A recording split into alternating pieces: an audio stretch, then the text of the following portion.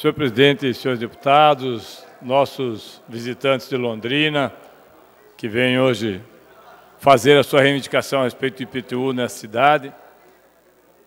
Eu venho aqui, senhor presidente, para que nós, hoje o deputado Rasca e diversos deputados fizeram uma audiência a respeito da questão dos agrotóxicos, e coincidiu o deputado Rasca, porque nós temos um projeto, como Vossa Excelência lembrou também, 0218, que tem por intuito proibir a pulverização aérea no estado do Paraná.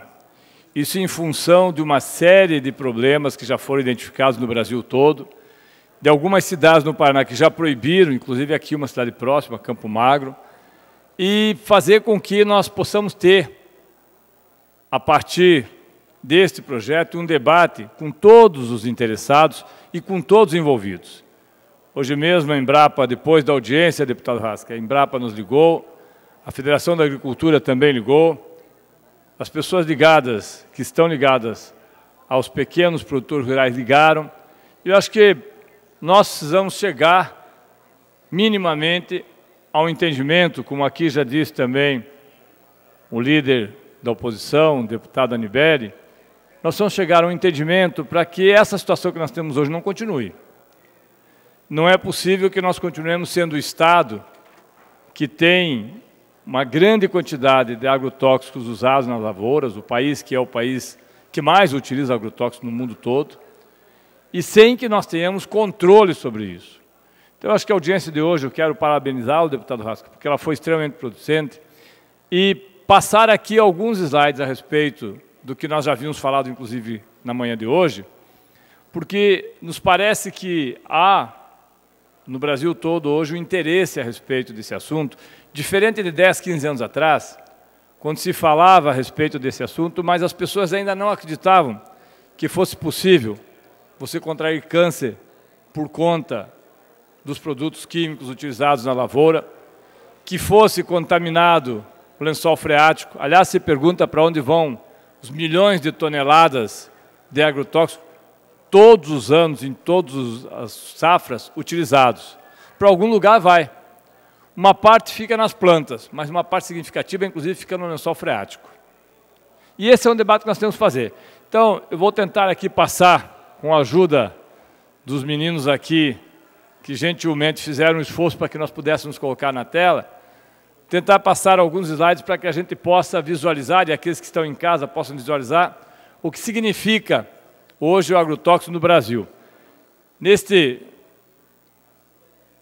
é o projeto de lei que está já, que na essência é vedada a comercialização no estado do Paraná de defensivos agrícolas destinados à pulverização aérea, dos insumos, e depois artigo 3º, 2º, na sequência, 2º e 3º, perdão, na sequência eles só especificam o que é. A agricultura brasileira, como já foi inclusive lembrado por coincidência hoje na parte da manhã, centro modelo de desenvolvimento voltado à grande produtividade. Por isso mesmo, desde a Revolução Verde, vem se fazendo um processo que foi dito no domingo por uma pessoa que fez um debate conosco, que o Brasil consegue fazer 2 a 3 safras ano. É verdade. O problema é como, deputado Ratinho Júnior, como essas safras são feitas. E até onde o solo irá aguentar receber insumos químicos e também receber, para fazer essas 2 ou 3 safras, a grande quantidade de agrotóxico como é utilizado no dia de hoje, na época de hoje. 20% de todo o agrotóxico comercializado mundialmente é consumido no Brasil. Nós consumíamos 170 mil toneladas em 2014, estamos consumindo 500 mil toneladas em 2014, 2010 para 2014. Significa 500 milhões de quilos. É coisa que não acaba mais. A soja, que é o primeiro destino dos agrotóxicos do país, consome 52% de todo o agrotóxico. O milho e a cana vêm em sequência com 10%, justamente por serem os produtos que têm, apesar de nós importarmos, deputado Nibeli, muitas vezes milho, mas são os produtos que têm a base de exportação mais presente, soja, milho e cana. E não por acaso são os 3 produtos que utilizam, junto com alguns outros, mas que utilizam boa parte da pulverização aérea. Neste slide dá para ver talvez não dê para ler, mas dá para ver onde a utilização de agrotóxicos é mais presente. Nos pontos mais escuros, e os senhores podem ver que ali está o Rio Grande do Sul, Santa Catarina, São Paulo, Paraná e Mato Grosso. Mato Grosso por conta de soja e cana, Rio Grande do Sul, arroz, soja, cana, Santa Catarina, Paraná e São Paulo também nesta mesma condição. A grande concentração do uso de agrotóxicos nas regiões em que predomina o agronegócio são, não por acaso, as mesmas regiões das culturas de cana e soja. E aí os dados de utilização do agrotóxico por tamanho de propriedade. Deputado Rasca, aquilo que o senhor e os outros deputados, o deputado Lemos, o deputado Pérez, que colocavam hoje, as pequenas propriedades usam menos agrotóxico das grandes propriedades, justamente por ter as grandes propriedades necessidade, por ser uma cultura de extensão, de fazerem tanto a pulverização aérea como os demais usos do agrotóxico em outras pulverizações, pela grande quantidade utilizada e pulverizada. Aqui, o uso do agrotóxico por estado, vejam os senhores, o Paraná, 11%, o primeiro estado, que é São Paulo, 14%, aliás, São Paulo, 14%, depois Minas Gerais, 13% e o Paraná, 11%. Mas o Paraná é menor que Minas Gerais e menor que São Paulo. O uso de agrotóxicos por tipo, herbicida, 61%, e os demais inseticidas e os demais fungicidas estão colocados ali. Aí na produção agrícola, consumo de agrotóxicos fertilizantes químicos da lavoura do Brasil entre 2002 e 2011. Vejam, senhores, a evolução que houve de 2002 para 2011 em agrotóxicos em milhões de litros. Nós falávamos em 2002 de 600 milhões, estamos falando de 853 milhões de litros de agrotóxico. Eu volto a insistir, deputado Canavaca, Vossa Excelência, que tem produção agrícola. Para algum lugar isso aí vai. Seja para a mesa, seja para produção, para ração, ou seja mesmo para o produto que fica e que, obviamente, por percolação, acaba atingindo o lençol freático. Mas para algum lugar vai. Tanto agrotóxico como fertilizantes, e aqui eu quero fazer um parêntese, lembrando que o presidente da CNA, falei isso hoje, deputado Rasca, a questão de 10 dias atrás, fez uma afirmação que, para quem, como eu, sou absolutamente leigo nesse assunto, é surpreendente. Diz ele, especificamente com relação a fertilizantes, que se o Brasil não fizer uma revisão no seu processo de fertilização do solo, nós em 5 anos, ou talvez 7 anos, ficaremos com dificuldade de competitividade no mercado mundial pelo custo e pela forma como o nosso solo está sendo fertilizado, ou seja, fertilizado com produtos químicos. Isso dito por alguém que é absolutamente, do ponto de vista de interesse, é absolutamente interessado em aumentar a produtividade. 70 mil intoxicações agudas e crônicas causadas pelos agrotóxicos anualmente.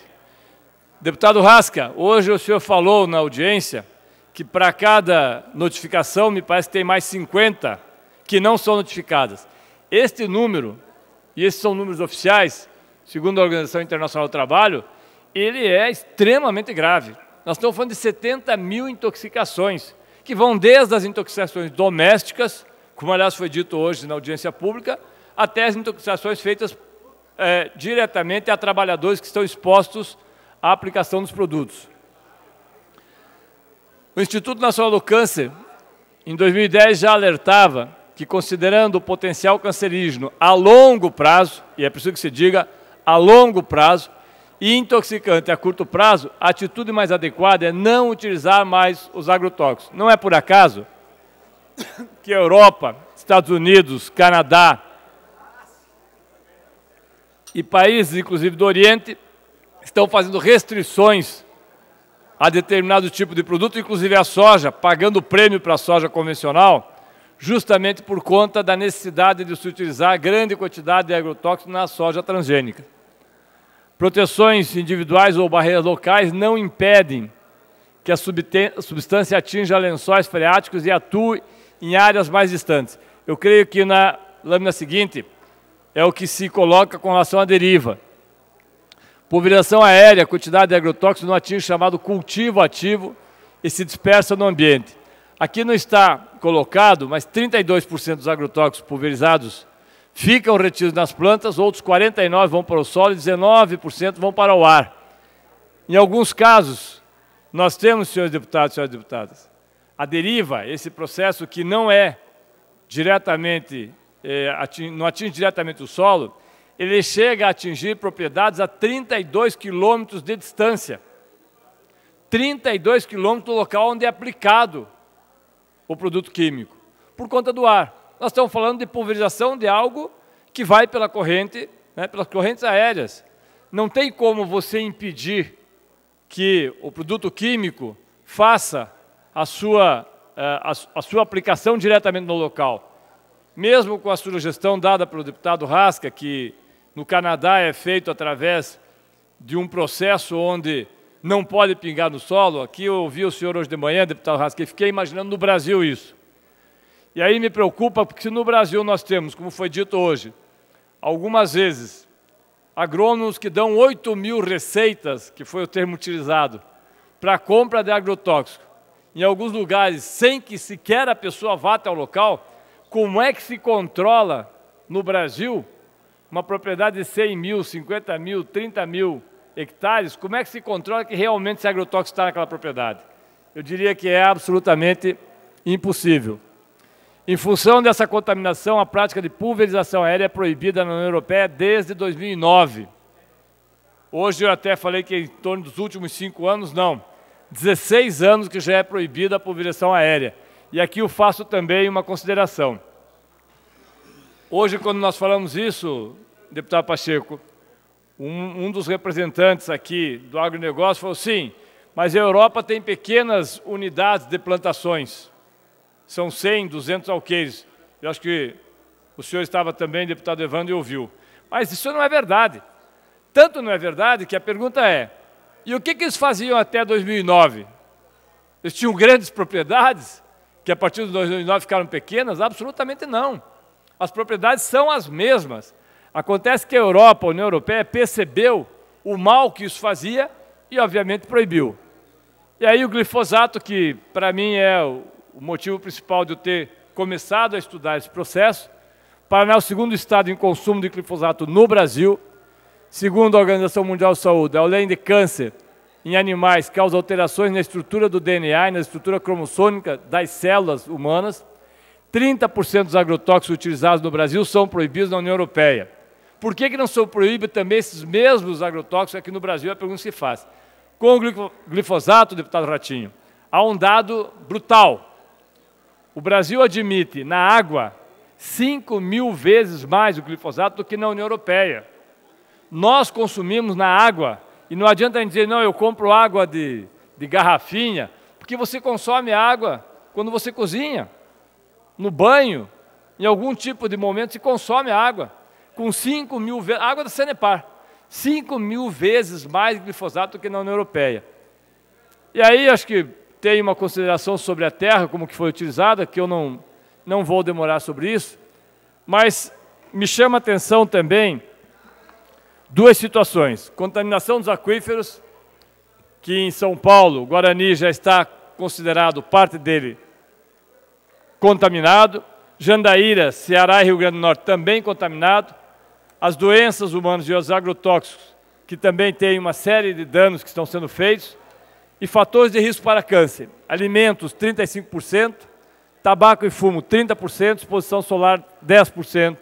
E aí os demais, obviamente que os custos das intoxicações crônicas, como câncer, malformações, abortos, doenças endócrinas, neurológicas, imunológicas, mentais e cognitivas.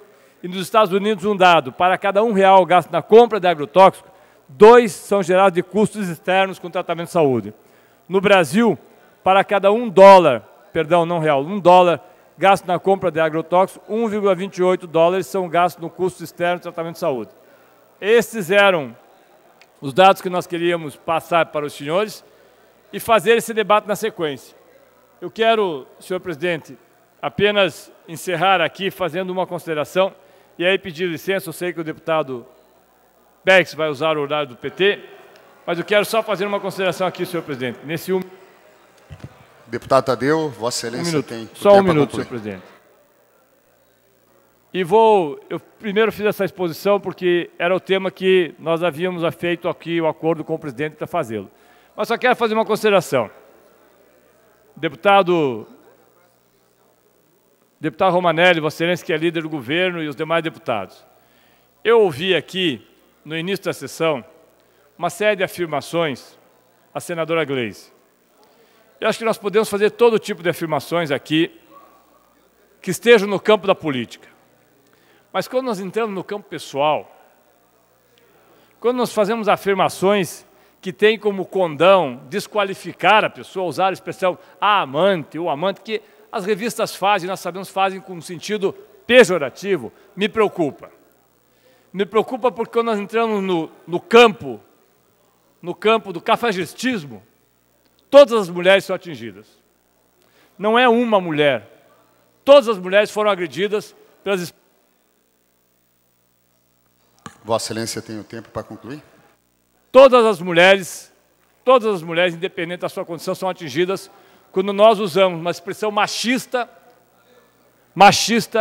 quando nós usamos expressões que não têm o condão de fazer o debate político, que apenas têm o condão de fazer a desqualificação. E eu, não como deputado, mas como qualquer homem, como qualquer ser humano, me sinto ofendido e agredido. Eu acho que não é este o método que nós vamos utilizar para fazer política. Política se faz com a cabeça, não com o fígado ou com outra parte do corpo. Para mim, pelo menos, é isso que eu acredito. Obrigado, senhores deputados e senhoras deputadas.